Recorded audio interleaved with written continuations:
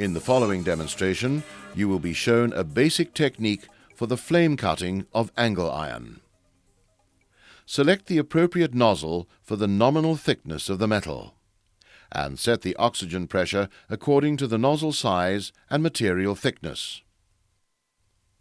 The workpiece should be marked off according to the sections you require.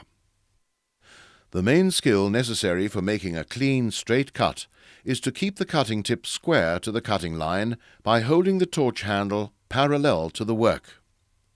Notice how your hand should support and maneuver the torch. You will need to practice this action several times until you are comfortable with it. When you are ready, light up and begin the cut.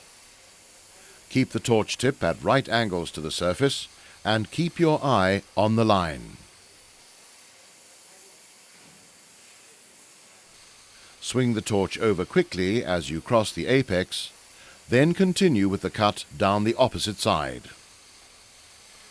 Once again, we suggest that you go and practice this skill before moving on to the next section.